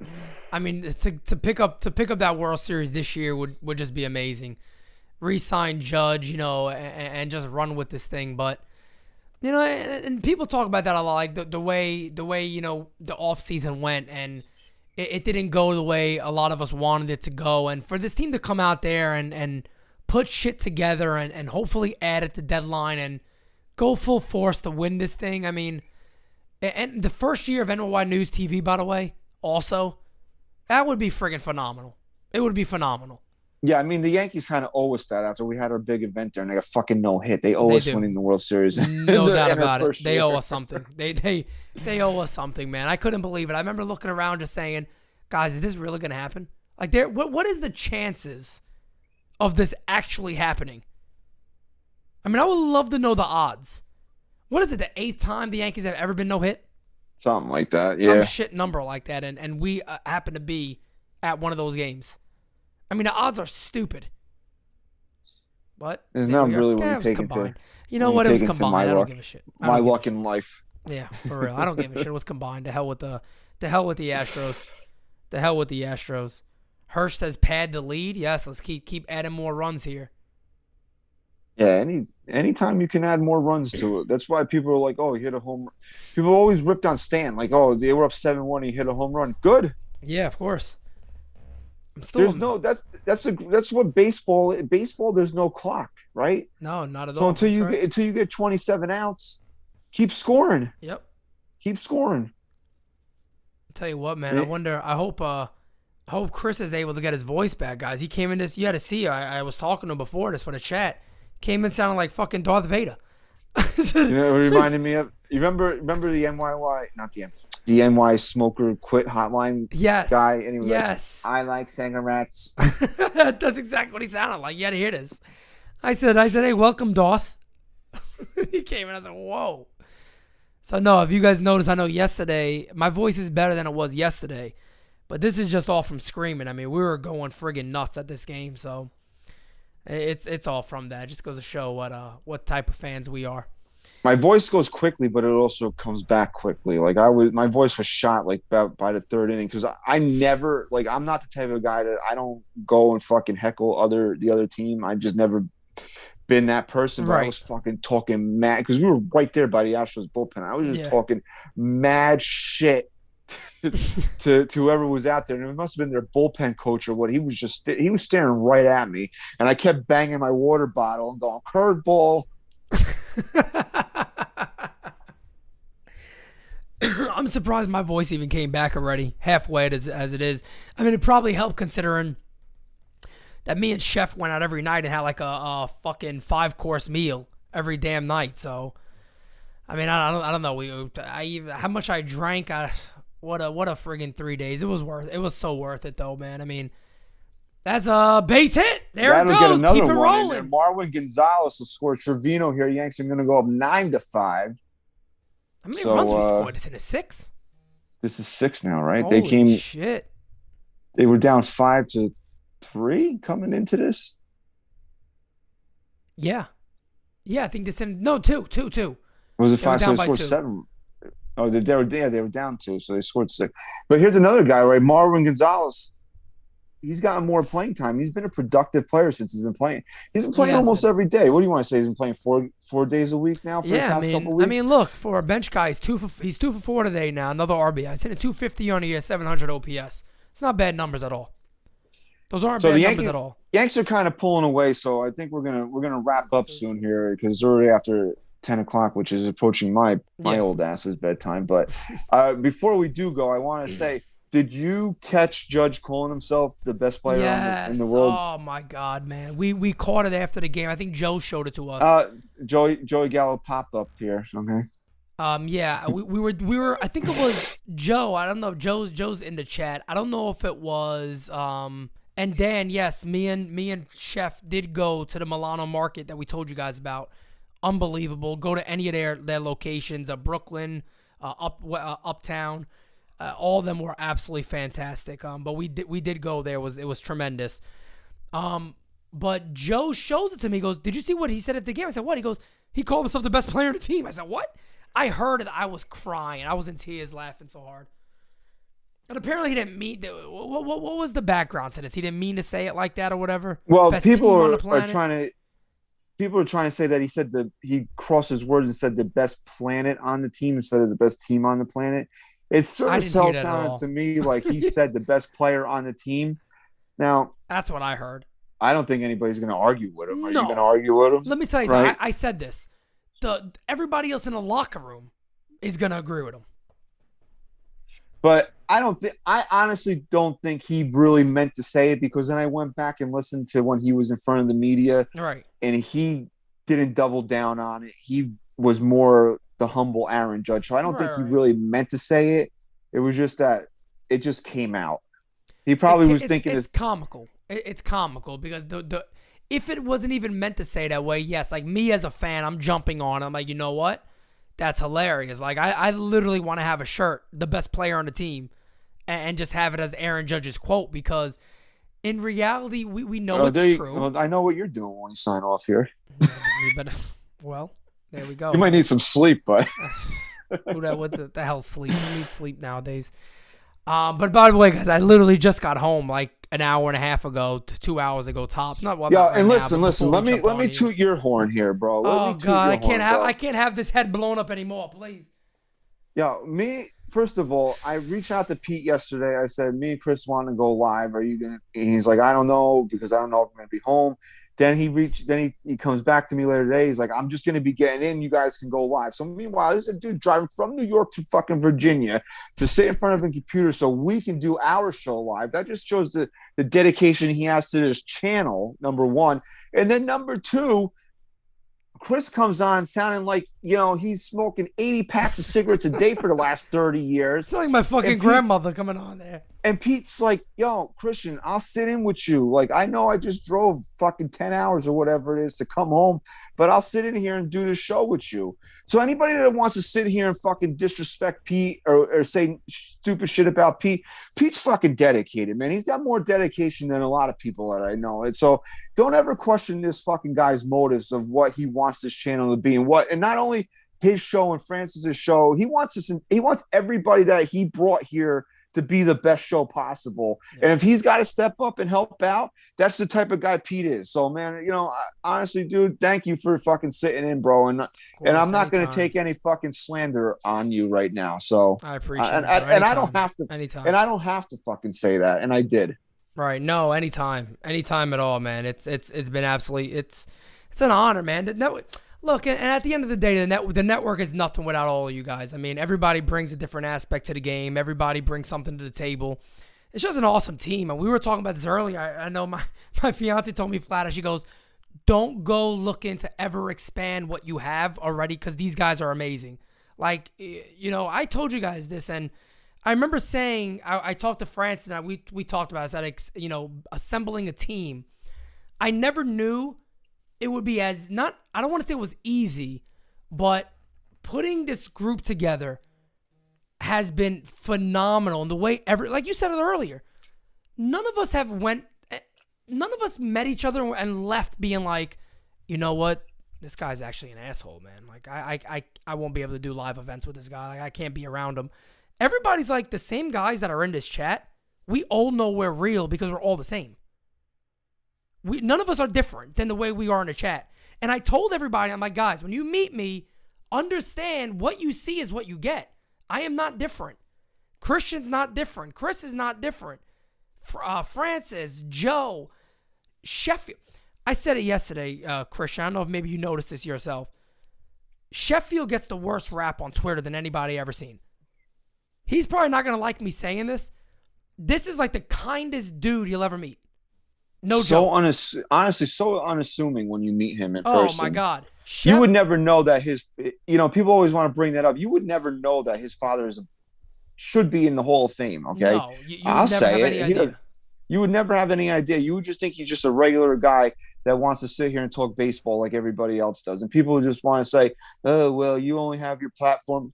Well, you know what? And that's another thing. Like, I don't have to stick up for Gary Sheffield Jr., but, he's my teammate now, so I fucking will. If your dad was a fucking former baseball player, or your dad sold fucking cars, or was a garbage man, or whatever the fuck else that he did, and he used his hard work and was able to help you out, you're going to fucking say no to it? So they're going to use that as a strike against Gary? Fuck off with that shit first of all. Yeah, man, when I said real talk for the real fan, it meant everything. It meant the people that are here are real. We're never going to have somebody on here that's not real to the fan base. We're just not going to. We never would do it. And that's why I like we took that picture. I think I actually have it here with all. Let me pull it up real quick. That's obviously us three. But this one here, I mean, just going to right. I mean, that is, I don't know what the fuck twin this is. It's one of the twins, okay? I keep getting these damn guys confused. They answer to both names anyway. It doesn't matter. Yeah, they do that. They literally answer to both names. Every time I look at them, they'll answer me. They're like, oh, but I'm Alex. Then what the fuck did you answer me for? I asked them the most important. Chris asked them the one question. He said, which one was smarter? And I forget which one answered, but I said, which one gets more girls? And the other one said, yeah, it's me. So whichever. And I said, you know what? Fuck being smart when you can score more girls than your brother. Like, who cares if he scores higher on a test? If you're walking around with better looking women than he is. Exactly. But I mean, looking at this, I mean, that's Alex and Luca. There you go. You got Felix, who people don't even understand the whole situation there with me and Felix. We started the original NYY News as a Yankee blog back in 2005. I was writing at whatever the hell age I was then, like trying to write an article and doing. We have been working at this for a very, very long time. So Felix goes all the way back with me. I didn't realize he was 7 foot tall either, man. When I met him, yeah, I think he got taller, by the way, too. I feel like Felix got taller than when I even remember. But then you got, of course, Chef Arby, who, unfortunately, Arby has not been on the channel as much as we want, but he will be. Arby's an original guy, great guy. His father's a tremendous person. Great meeting his father, meeting his brother.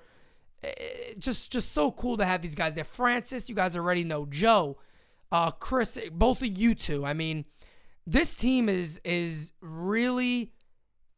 I'm not just saying it because us. This is an elite team. And look, guys, it's not easy for us to be as confident as we are that this is going to be huge. But guess why we believe it even more now? We believe it even more because of your guys' turnout. Because you guys believe it. You guys believe it also. So it's only going to grow because, look, we're not sitting there behind the scenes thinking we're better than you all. We're going to come there and drink beers with you. I don't care how big and popular we get. Guarantee you I'm going to be that same guy having a beer with you guys. Telling Anthony and Hirsch, when you guys get there, let me know who both you. Let's go get our beer. We did our salute together, as I said we would. We did all that. I actually, Christian, to be honest, when I first saw you, I said, man, I think he really went a little wild on the party bus, to be honest, before he got here. I was like, man, Christian really went in, didn't he? What were you guys drinking on? Bring us a little bit into the party bus. What happened on that bus? What happened on that bus? Okay, so first of all, we come on the bus. My cousin finds a fucking roach on the bus. Oh God. No, like a marijuana roach, not like a bug roach. He tells the bus driver about it. Right. And then he throws it out. I'm like, what the fuck you doing?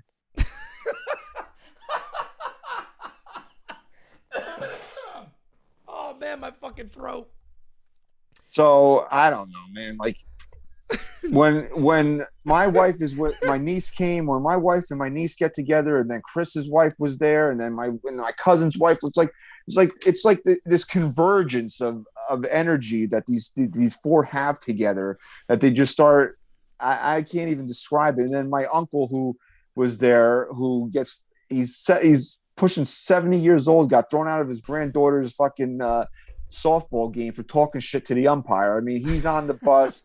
We're stuck in traffic on the fucking on the bridge there. Oh. The dude, my boy Bevy hops out of the fucking bus to take a piss on the fucking side of the bridge there. I'm like, what the fuck? It was just, and we're not even like. What were you guys drinking, by the way? We all did a shot of Jack before we got on the bus. I got to start the night off with Jack. That's my go-to. I'm not people. I'm not bougie. I'm a Johnny Walker Black guy. I start my nights off with Johnny Walker Black. If I'm gonna eat, I can't drink beer. It doesn't agree with me. I got to get something in me first, and then I could start drinking beer. Like if I start drinking beer and then eating, it's like a bad situation. So my wife actually found, and call me whatever names you want to call me. I don't give a fuck. Like Bud Light hard soda. Okay. Right. So I'm drinking fucking hard Coca-Colas. Like I'm pounding them down. It's not a lot of alcohol, but you drink 4 or 5 of those, with your Jack, the heat, everybody's having a good time. Worst, yeah. And then, we're drinking a few Bud Lights on, when we get there, it's not even so much that what was drinking, it's just a convergence of energy on the bus. It's like when you get those group of people together, it doesn't take a lot to have that good of a time, And honestly too, you're right about that. The one thing I've noticed about this group, and guys, by the way, I think you guys probably noticed already, but me and Francis, the only people I've met before was, of course, Felix, because me and Felix know each other from way, way, way back. We grew up together, basically. It's Francis. Francis I met one other time before we went to the game together in Baltimore. But other than that, I didn't know anybody. And I could guarantee you this. If I lived in New York, I'd be at a game every week with these guys. Or if not at the game, we'd be at a bar drinking, watching the game together. Or we'd be doing game season lives together. If I could just go to the house, get set up as I did with Francis. We'd be doing it all, and I would have no issue meeting with any of these guys at any time. And again, it's a family. To me, it's a family now. Being Italian, it's a family now. We know each other's wives. We know who we are. It's a family now. It's more of that. I met Francis' entire family. Beautiful family. And that's what it is as a team now. And I'm just so happy that, you guys as fans are here with us. And Li with the super chat, basically, just to sum his super chat up, I was looking for you, Li. He's like, when I approached him, he couldn't even see me. And I was like, sir, put the phone down. And he turns around, he's like, Pete. So, Li, we do, man. We appreciate everybody that came. And, again, the best is yet to come, and that's just facts about it. And we are working on something else. So until I got something in concrete, I won't say anything. But I believe we'll have another event this year. That's. I know we've been running about 2 hours here, and we spent a lot of it talking about Saturday. But that's just how important Saturday was, not just for NYYST, but obviously as NYY News TV as a whole, man. So I was like, if Chris was here, we would have spent a lot of time talking about Saturday as well. So, I mean, like, this was just a big event. You guys have been listening to the show for how long, man? This is all we've been talking about 2, 3, 4 times during the show. We've been telling you about this. So, it was a big event, man. And honestly, like I said, outside of the Yankees getting no hit, it couldn't have gone better, because I didn't leave that. And I didn't expect this to happen, but I'm glad that it didn't. Also, I didn't leave that disappointed that I met you. I didn't leave that disappointed I met Francis or Gary or the Twins. Disappointed in saying that, like, oh, I met him. Like we said earlier, I met this guy. He's really a fucking prick, and I don't want to work with him anymore. It's like, so everything that the vibe that we got from each other by doing shows and bullshitting with each other daily in the chat is the same vibe and the same people that it was meeting everybody in person. Yep. So that was honestly the best part of it, No doubt about it. No doubt. It was just absolutely fun. And again, much more to come and much more growth from all of us at the channel. And I don't know about you, but like me jumping on this show right now, it was nothing for me to do, because I understand what we're doing here. And I'm more motivated now after meeting everybody and pulling off the event that we did. I'm more motivated now to work even harder than I was before. So I hope everybody that's on the network feels the same way. But after seeing the foundation we have here, it's only gonna skyrocket, and it's happening very, very soon. I know it. Hey, listen, I'm gonna plug something here real quick because we're gonna get out of here as soon as the Yep. Yankees are not a good sign, and I don't really think has anything to do with the score. Matt Carpenter's on deck where Rizzo should be, so maybe that arm stiffened up on him a little bit. I Hopefully can see not that. too serious. Glaber's going to be out a couple of days after he turned his ankle in the ninth inning in yesterday's game. Uh, of course, it's Aaron Hicks. I'm blaming Aaron Hicks for that. He doesn't fucking strike out there. Puts the Never would ball in happen. play. That never happens. But yeah, I hate asking for money, man. But you want to support NYYST, man. Yep. Patreon.com/NYYST. $5 a month, man. We churn out exclusive content on there. You get reaction shows to games. I'm usually on there at least once a week right after a game, usually to wrap up a series, or like I chose to do the game one in the Houston series. I mean, you're not going to get more of a raw reaction to Aaron Hicks's only big hit in the Yankee career than you're going to get than what you got on Patreon from the other day. So if you want to support NYYST, it's NYYST. Jesus Christ. It's right in the description, guys. Patreon.com/NYYST. The link is right in the description. Go click that and do it. And it's $5 a month, man, for extra shows and extra content. So, I mean, as we see that grow, you'll get more content on there as well. So, definitely check that out. And again, man, definitely want to thank Pete for hopping on here and spending a couple hours and talking Yankee baseball, going over what happened Saturday. And again, if you're in the chat or you're listening to this tomorrow, on Apple Podcasts or Spotify, that looked like it might actually hit him in the ribs at that too. There, that looked painful. just rub some dirt on it; it'll be fine. Yeah, it'd be fine. A little mozzarella. Put a cold mozzarella ball on it for a little while. I'll be all right. I have to say this before we wrap up the show. I went to the deli yesterday, right? I can talk about food all friggin' day, please. And I wanted ham and gabagool. That's what I want. Like, it's usually I go and get fresh lunch meat or cold cuts, whatever anybody. You call lunch meat, people are like, it's cold cuts. You call cold cuts, people are like, it's lunch meat. Whatever the fuck you want to call it. And my wife was like, we have leftovers here. Only get what you want, so I don't have to buy for everybody. So I wanted a ham and gabagool sandwich yesterday. So I walk up to the counter and I'm like, can I get a quarter pound of ham? Can I get a quarter pound of gabagool? The guy fucking looked at me like I was speaking a different fucking language.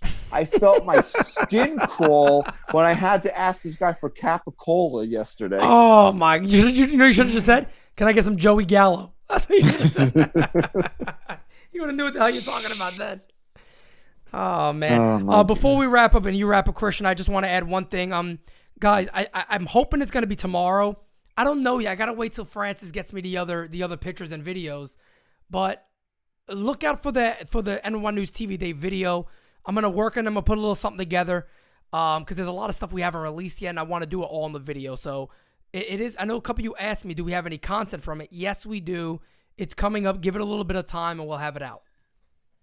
Yeah, and I don't know if I got sidetracked or I said this or not, but anybody that attended on Saturday, honestly, whether you had no idea who we were, you were just there for Pete or you were there for somebody, you attended our event, and I thank you from the bottom of my heart that you're showing support to this channel. If you were there specifically for NYYST, I thank you for, it's been a long 5-year grind for us to get to somewhere where we now feel like we're going to take that next step. So, and it's only the beginning, man. And you were, and it's no disrespect to anybody that wasn't there. Cause as I said, man, before we walked in the door, transportation and ticket was $400 for me and my wife. So I get it, dude. Like if it's not everybody can swing that these days. Grandpa Joe, the inflation is through the roof, Yep. So I get it. But if you were there, you were there to spend your afternoon in support of us, and I thank you. And honestly, it means everything to not only me, and I'm sure I speak for everybody on this channel and on this show, that it means the world to us. And like Pete said, man, things are already in motion for the next one. Hope to see you out there. If not, just continue supporting the show. Hit the like button on YouTube. Subscribe on Apple Podcasts. There's free ways that you can support the show. You know, you see me at Christian_NYYST every time Chris puts the post it. I post the link. Hit simple retweet, man. I always say you don't even have to spend money to support the show. Just hitting the retweet button to try to spread awareness, or to somebody that might have never seen us before sees that pop up and gives us a shot. So we're on the other side of the event now. So now it's on to the next one. Yep. And see what's next. And Stan's going to ground to a force out to end the 8th. Yanks are going to take a 9-5 lead into the 9th, and I think that's where we'll wrap this up. So Pete, thank you, brother. Thank you for joining us. You got anything to say on the way out? If not, I'll wrap it up right here. I'm good. We talked about everything that I obviously want to talk about. The event was amazing. Forget about the no-hitter. The event was great. We got a great team right here, and as I said at the event, this is just the start. It's only going to get bigger and better. And again, just so you guys know, we are working for you, and we're working on the next one for you too. So if you missed it, you have a chance to get to the next one. But no, it's back to business as usual. Starting right now as we just did this show. But tomorrow, Game Season Live will be back, so we're right back into it. All right. Thank you very much for joining me, Pete. Thank you for your continued support of the NYYST podcast. Thank you very much for listening to episode 288. And I'll say it for Chris. Peace. Before it hits the front page.